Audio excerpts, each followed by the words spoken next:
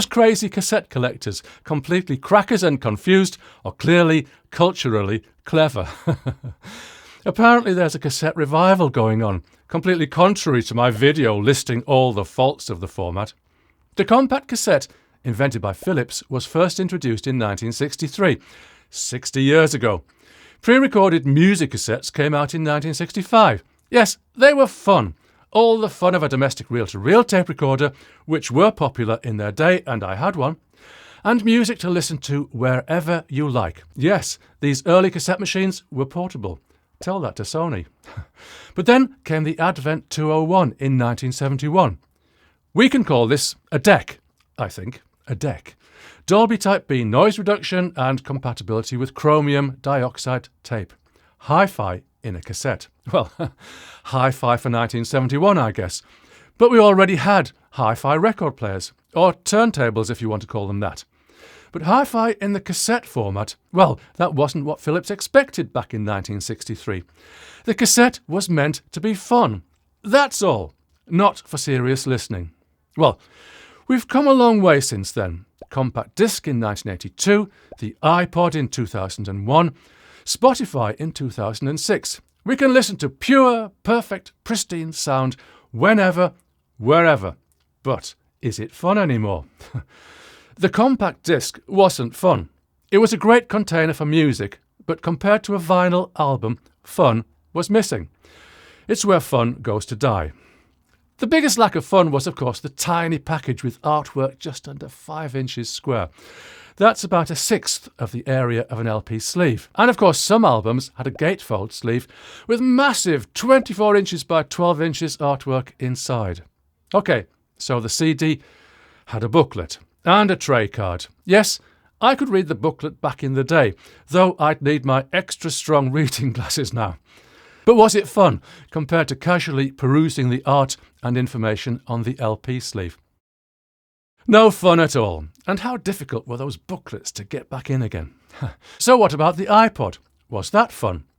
Again, it was a good carrier of music, but was it actually fun? I had one, although not immediately it came out. Was it fun using the iTunes store? No. Was it fun paying for each and every download you wanted? No. I'm not going to say that intangible bits and bytes don't have a value, but they're not fun. OK, podcasts were fun. And they still are. But they're not really podcasts anymore, are they? I suppose I'll have to make a video on that. Spotify. Is it fun? Again, it's a great carrier for music, and the catalogue is amazing. But apart from the music, is it fun? Well, the only fun part I can see is being able to make playlists and share them. I don't do either of those things myself, but I can understand why people would want to, if that's where they get their fun.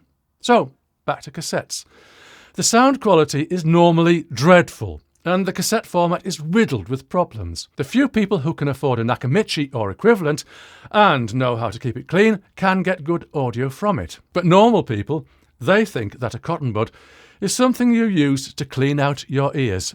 No, don't do that. But those normal people. I'd like to be normal.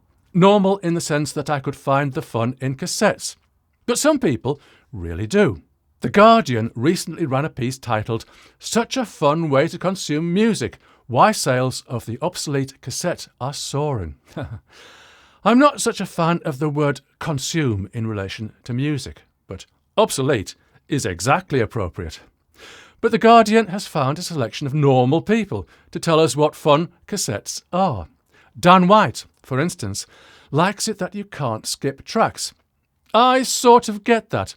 It used to be fiddly to get Spotify not to shuffle album tracks, and this is a similar sort of thing. Putting the cassette in with the intention of listening to at least one whole side without skipping any tracks is a good mental discipline. OK, you can do that on any format, but will you? Dan also likes the noisy tactile controls. I can get that too. I work at my computer all day, writing, recording, videoing, YouTubing. In the evening, I'd really rather not have to deal with pointing devices, menus, all that messing about. Give me my TV and the remote, or a paper book. Elizabeth Stagg has also found the fun in cassettes.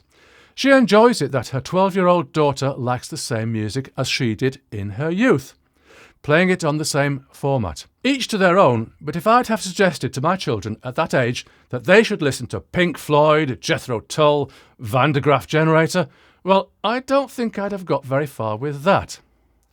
Tim from Wiltshire needs to visit an audiologist. He hears cassettes as having much more depth than CDs.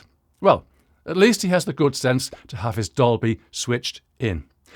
Carol from Huddersfield does have a point. She plays tapes that belonged to her brother, who is deceased, as well as her old tapes from her youth. There's nothing wrong with nostalgia, and if that's the kind of fun anyone's into, then why not? Oh, apparently the extra big buttons on her player suit elderly folks. She's 55. They'll certainly suit me then.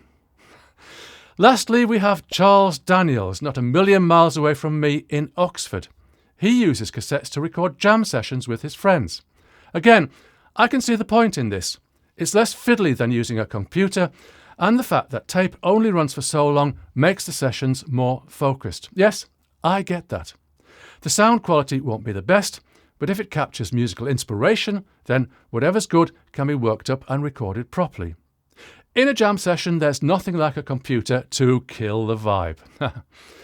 So, despite all of its shortcomings, and there are many, the advantage the cassette format has over all others is that it's fun. Over to you. Do you find cassettes fun? Is there anything more fun than cassettes? Anything in audio, please?